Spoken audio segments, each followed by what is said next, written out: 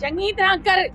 हाँ कोशिश में लगो पियो। हाँ सही सा चोटी कर पोइ बकलड़ो हण जाए। बकलड़ो हणा तो बाकायदे बाबा जी बेगुल के एड़ो चूड़ो सिमटो करे छॾिया ये दुनिया खे ख़बर पए त गाल मुंहिंजो पाण जो को रिश्ता इन खां वॾा ई कोन सघंदो आहे।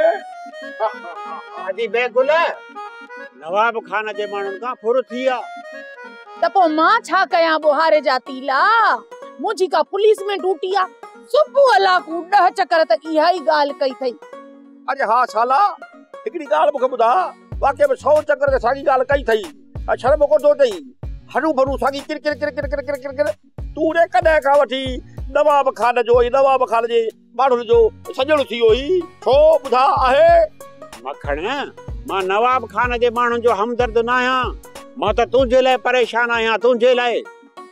ॻाल्हाए तो गुड़ थो खपाए। हाँ फुर्तिया नवाब जे माण्हुनि खां ऐं तूं वरी मखण लाइ परेशान आ। हाँ साला सालू तूं मुंहिंजे लाइ परेशान ई न मूंखे सम्झ में ॻाल्हि कान थी अचे त आख़िर उहा कहिड़ी परेशानी आहे जंहिंजे करे तूं मुंहिंजे लाइ परेशान ही जेका न तोखे परेशान थी करे उहा परेशानी खोल त मुंहिंजी परेशानी घटि थिए। वाह ब्रेक ते पैर दे एतिरियूं परेशानियूं गॾु कयूं थी जो मां बि परेशान थी वई आहियां। सुकल सांड्रा तूं ॿुधाए कहिड़ी परेशानीअ जी ॻाल्हि तो करे।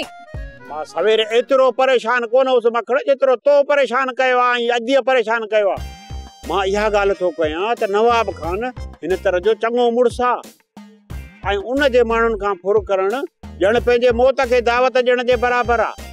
हा पर पोइ कंहिं ॾिनी आया मौत जी दावत पंहिंजो पाण खे तो हाँ हाँ दिमाग़ ख़राब थी जा मूं कीअं ॾे।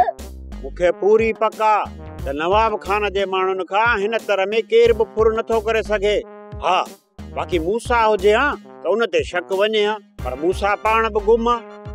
बाक़ी रही ॻाल्हि नए माण्हूअ जी त नओं माण्हू नवाब खान जे माण्हुनि खां फुर करे सघे थो ऐं उहो आहे सोप सीरियल तकरार तमाम एपिसोड ॾिसो हाणे HD क्वालिटी में। विजिट कयो असांजो YouTube channel Sindh TV HD drama.